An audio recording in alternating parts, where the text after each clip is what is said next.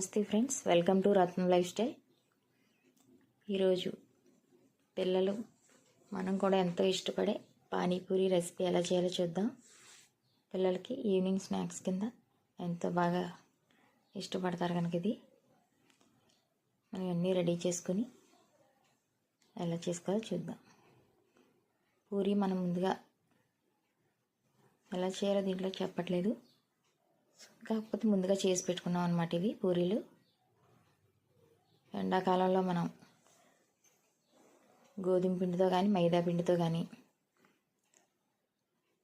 మనకి చపాతీ పిండిలా కలిపేసుకున్నది మనకు కావాల్సిన సైజులో కట్ చేసుకుని బాగా ఒక 10 రోజులు ఎండబెడితే డబ్బాలో స్టోరేజ్ చేసుకుంటే నిలవ ఉంటాయి అన్నమాట. అవి అరకప్పు పుదీనా, అరకప్పు కొత్తిమీర వేసుకుని 2 పచ్చిమిరపకాయలు, 1 ఇంచు అల్లం ముక్క వేసుకొని మిక్సీ పట్టుకోవాలి. పానీపూరి రసానికి టేస్ట్ తగ్గ సాల్ట్ కూడా దాంట్లో వేసుకోవచ్చు. వేసుకుని మిక్సీ పట్టుకుని దాంట్లో కొంచెం వాటర్ వేసుకుని నెట్తో వడకట్టుకోవాలి. నిమ్మకాయ సైజంత చింతపండుతో కొంచెం రసాన్ని కూడా తీసి పక్కన పెట్టుకోవాలి.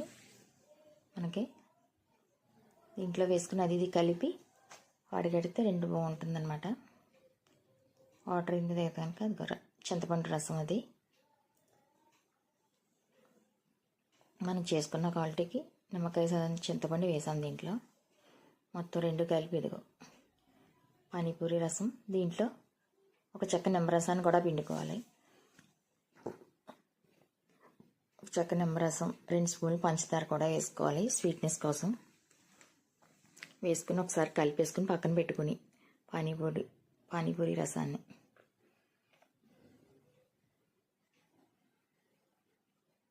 తర్వాత స్టఫింగ్ కోసం పచ్చి బఠానీ, 2 బంగాళదుంపలు, పెద్ద సైజు బంగాళదుంపలు 2, 3 విజిల్ వేసాక కుక్కర్లో పెట్టుకుని 3 విజిల్ వేయించుకోవాలి.